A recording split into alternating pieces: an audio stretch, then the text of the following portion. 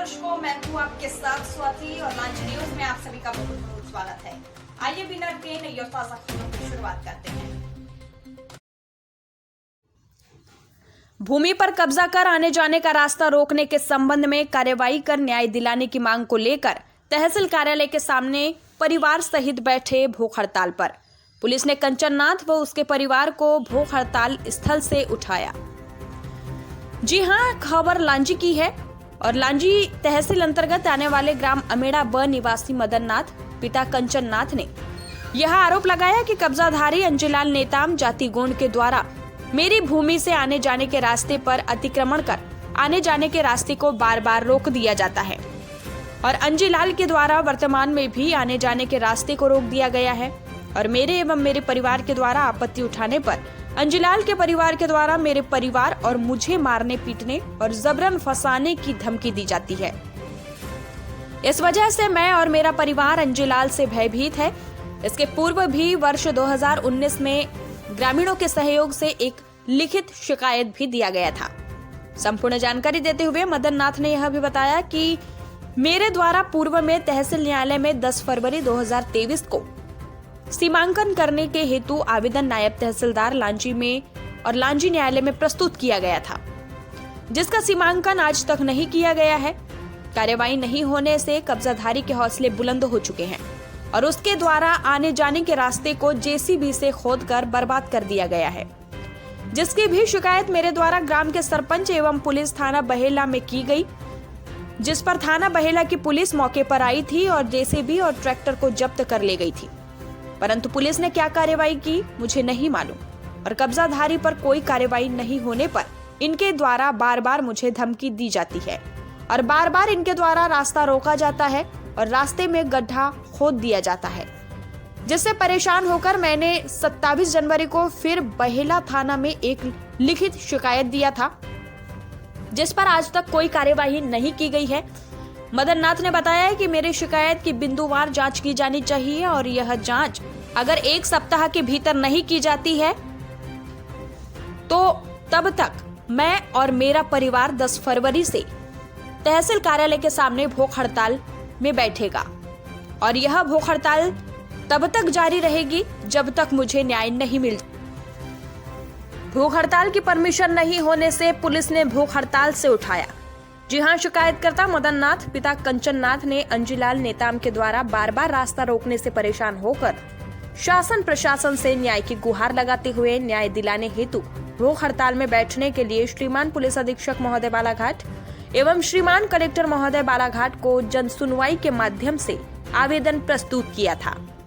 मदन नाथ ने बताया कि भूख हड़ताल में बैठने हेतु मेरे द्वारा उच्च अधिकारियों को आवेदन दिया गया था, उसके बावजूद भी पुलिस के द्वारा मुझे भूख हड़ताल स्थल से रात के समय उठा दिया गया, जबकि मेरे द्वारा न्याय के लिए समय समय पर गुहार लगाई गई, परंतु मुझे आज तक न्याय नहीं मिला। इसी वजह से मेरे द्वारा भूख हड़ताल का रास्ता अपनाया गया, परंतु शासन प्रशासन ने उसे भी नाकाम करते हुए मुझे न्याय देने में असमर्थ दिखाई दिए। जब शासन प्रशासन ही मेरे साथ ऐसा व्यवहार कर रहा है तो मुझे न्याय कहां से मिल जाएगा। लांजी से पवन कश्यप की खास रिपोर्ट। क्या नाम है आपका? मदन नाथ चौहान, पिता का कंचन नाथ चौहान। कहाँ रहते हो? ग्राम पंचायत अमेड़ा ब। क्या समस्या है आपकी? किस समस्या को लेके आप भूख हड़ताल में बैठे हो? हमारे जाने आने के रोड को काट पीट के बर्बाद कर दिए हैं और जमीन का भी लफड़ा है। उसमें क्या है, जमीन कम है बहुत हमारा। कहाँ है आपकी जमीन? और वहीं पे है, घर के बगल से है हमारे। पानी का भी समस्या है। नदी का पानी 12 ही महीना पीते हैं हम लोग। ये शासन वाले हमारा कोई ध्यान नहीं दे रहे। अच्छा, किसने रोड बर्बाद किया आपके आने जाने की? अंजीलाल नेताम ने किया है।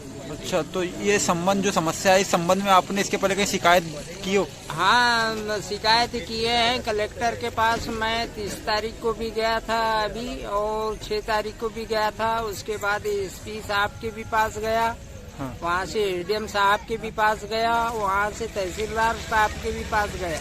अच्छा, तो क्या कुछ निराकरण हुआ आपकी समस्या का? कोई निराकरण नहीं हुआ है और कोई ध्यान नहीं दे रहा। कब से हो रही है समस्या आपको? ये समस्या 21 तारीख से तैयार हुई है। अच्छा, तो कौन कौन है आपके परिवार में? ये पिताजी है, माँ है और मेरी वाइफ है और वो बच्ची है। अच्छा, तो आप लोग पूरा परिवार भूख हड़ताल में बैठा है? हाँ, भूख हड़ताल में बैठे। अच्छा, तो अभी आप क्या चाह रहे हो?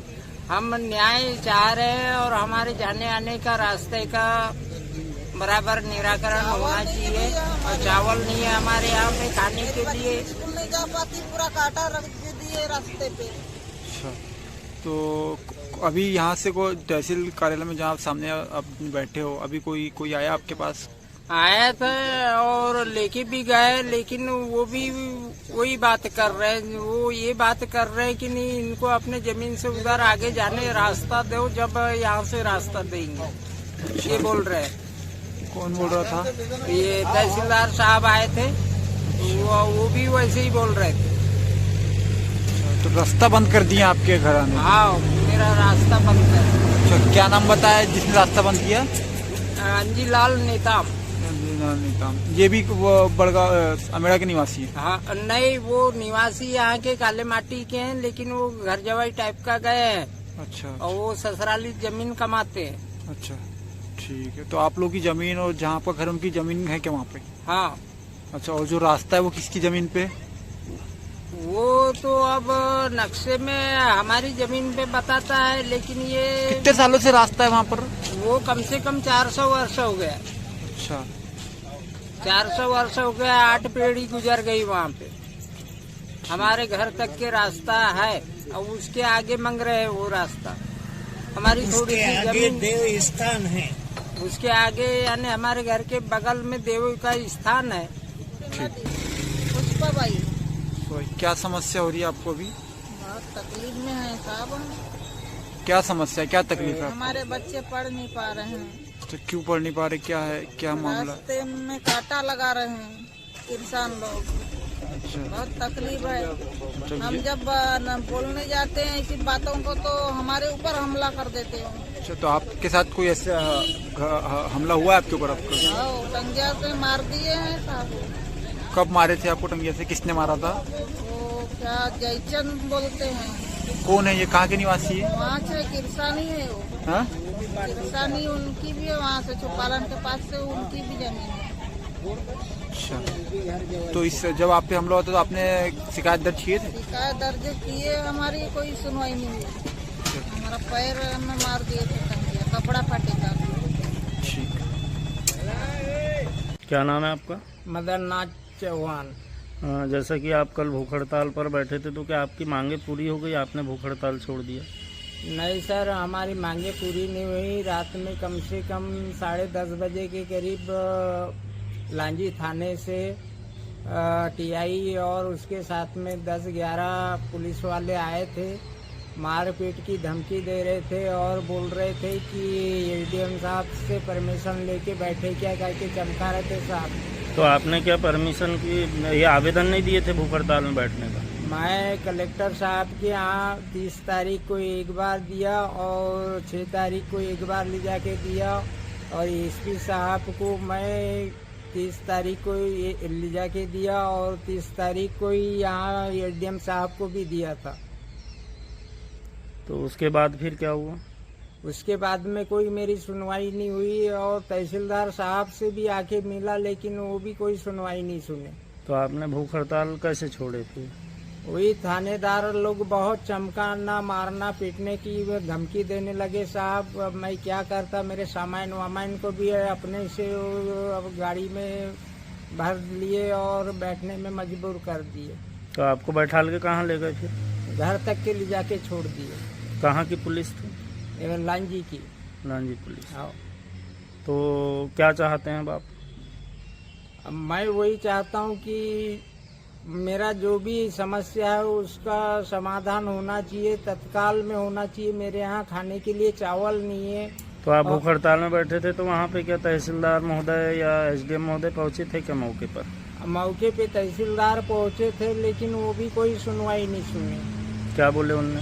उन्होंने बोले कि पहले सीमांकर का आवेदन लगाओ। तो मैं कैसी कहाँ दौड़ूँ और कहाँ सीमांकर का आवेदन लगाऊँ, जो मैं पिछले साल सीमांकर लगाया तो आज तक की उसकी कोई सुनवाई और सीमांकर नहीं हुआ।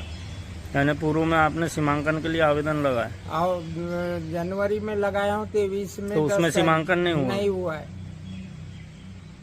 तो क्या मामला क्या था, रास्ता रोक लिए थे क्या? रास्ता नहीं, मेरी जमीन का मामला था। उस समय भी रास्ते का मामला था, लेकिन उतना रास्ते का मामला नहीं था। अभी तो तत्काल में वो रास्ता काट चुके हैं। जाने आने के लिए बहुत दिक्कत है। मेरे बाल बच्चे भी पढ़ाई लिखाई में वंचित है। मेरी बेटी भी आई थी कल यहाँ पे बैठने के लिए। यानी कौन कौन बैठे थे यहाँ पर? पिताजी थे, माँ थी और मेरी वाइफ थी और लड़की थी और मैं था। यानी पूरा परिवार बैठा हाँ। था। तो फिर रात में कितने बजे उठ गया? 10:30 बजे के करीब।